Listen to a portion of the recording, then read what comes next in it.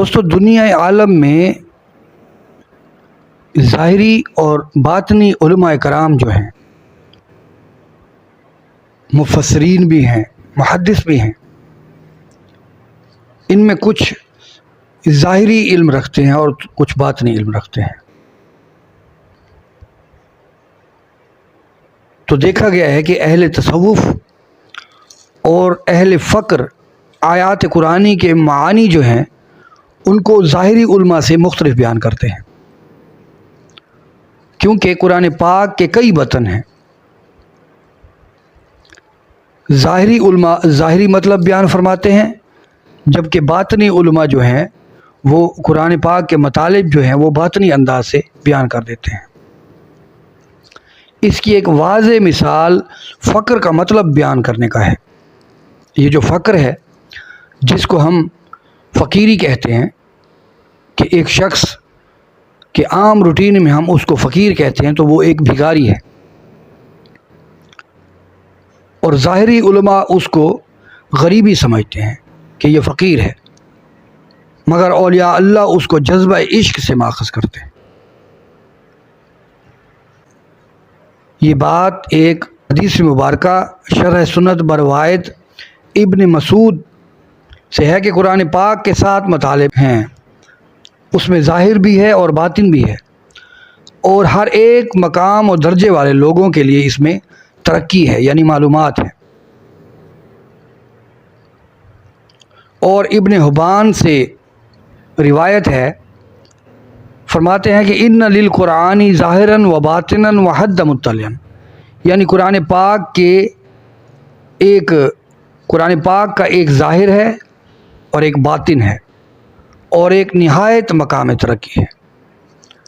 بلکہ بعض معانی تو ایسے ہیں کہ اللہ تبارک و تعالیٰ کے سوا ان کو کوئی نہیں جانتا، لیکن کچھ معانی اور کچھ اسرار ایسے ہیں کہ ایک عام شخص جو ہے، بلکہ میں یہ کہوں گا کہ ایک ظاہری عالم جو ہے وہ بھی نہیں جانتا جب تک کہ خود ان کا مشاہدہ نہ کر لے۔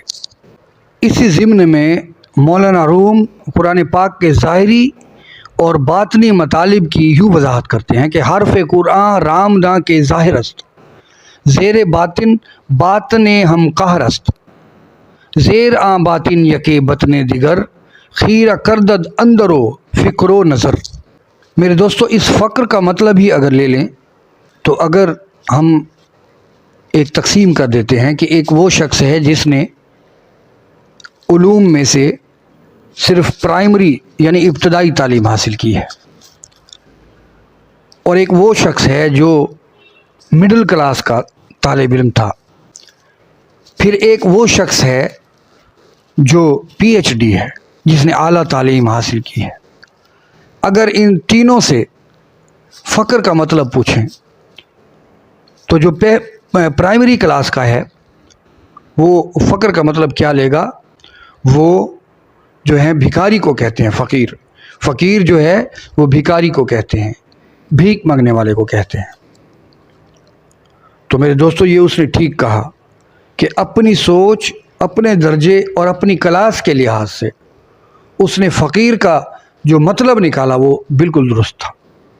لیکن اگر ایک وہ شخص جو مڈل کلاس ہے، جو تمام علوم میں درمیانہ طبقے کا ہے، اگر اس سے فقیر کا مطلب پوچھ لیا جائے تو پھر وہ کیا کہے گا؟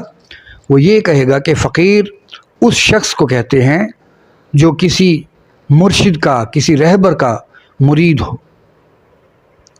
تو میرے دوستو، یہ بات بھی سچ ہے کہ واقعی کسی مرشد اور پیر کے سچے مرید کو فقیر کہتے ہیں۔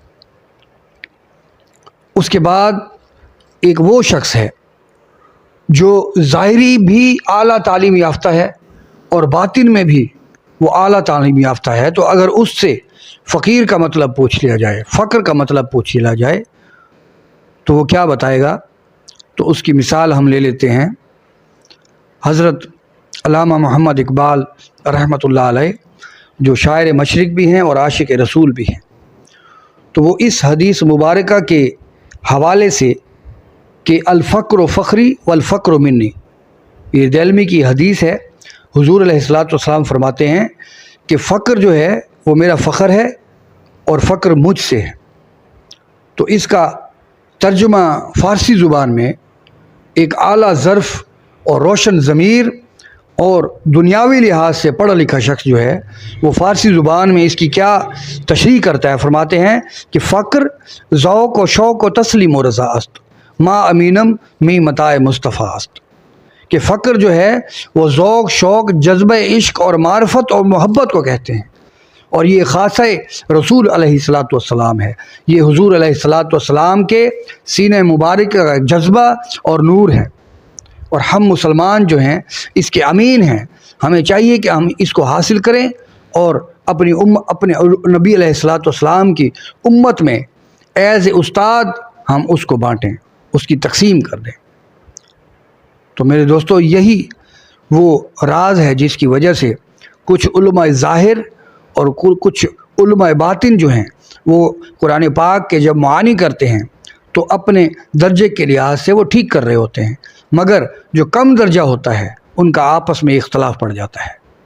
کہ ایک وہ شخص ہے جو فقیر کو بھکاری سمجھتا ہے، اگر اس کو یہ بتا دیا جائے کہ فقیر جو ہے کسی مرشد یا رہبر کے مرید کو بھی فقیر کہتے ہیں تو ہو سکتا ہے اس میں اختلاف پیدا ہو جائے۔